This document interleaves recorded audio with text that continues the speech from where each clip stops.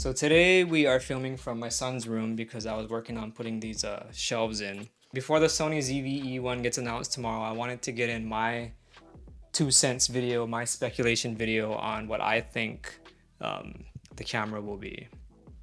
I think for the most part, all the rumors I've been looking at online and all the other YouTube videos about the Sony ZV-E1, they're probably gonna be right.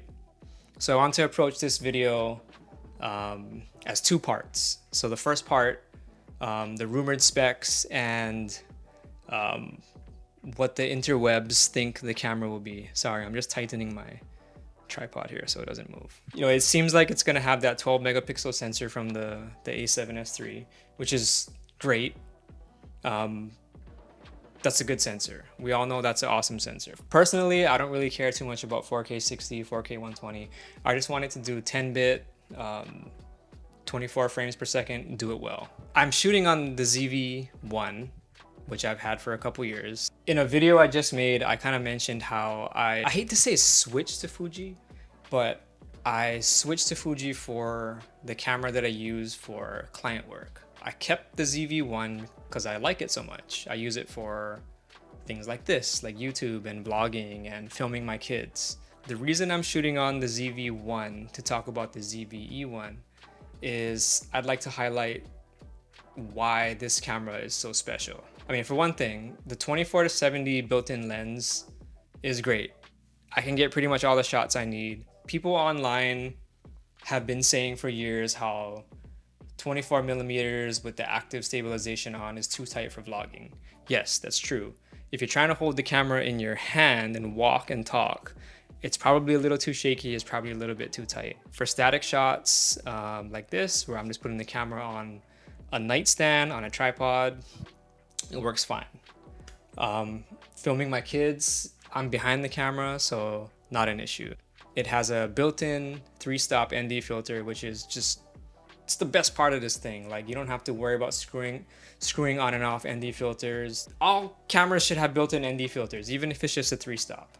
My appreciation for the ZV-1 is bringing me to this point in the video where I'd like to talk about what I'm hoping the ZV-E1 will be, which is just basically a full frame version of this camera. Yeah, I'm in your room. You can play till like 6:15? How much time is it? 45 minutes? 45 minutes? Yeah. I guess 30 minutes then. Oh, you only want to go for 30 minutes? Yeah. Okay. High fives. All right, have fun, buddy. Okay, bye. For those of you out there that have been creating YouTube videos with kids, more power to you, because this is hard. At least I got the shelves done. Where was I? Yes, I love my Sony ZV-1 for mostly those 2 reasons: the built-in ND filter and the 24-70 lens that's built into it. So if Sony could make, did I lose autofocus? Maybe. What I am hoping the ZV-E1 will be is basically a full frame version of the Sony ZV-1. Either a fixed focal length lens that's stuck to that camera, or a collapsible zoom like this one with a built-in 3-stop ND filter, or maybe, you know what? I take that back. If they can put an electronic variable ND filter in there, no, they wouldn't do that. They would not do that. Would they give us the ND filter system from the FX6? We can only dream. They won't do that. So over here is what it will probably be, which is a watered down A7S III. And here we have what I hope it will be, which is a full frame version of the ZV-1 with a built-in ND filter and built-in lens. That is all. Thanks for watching.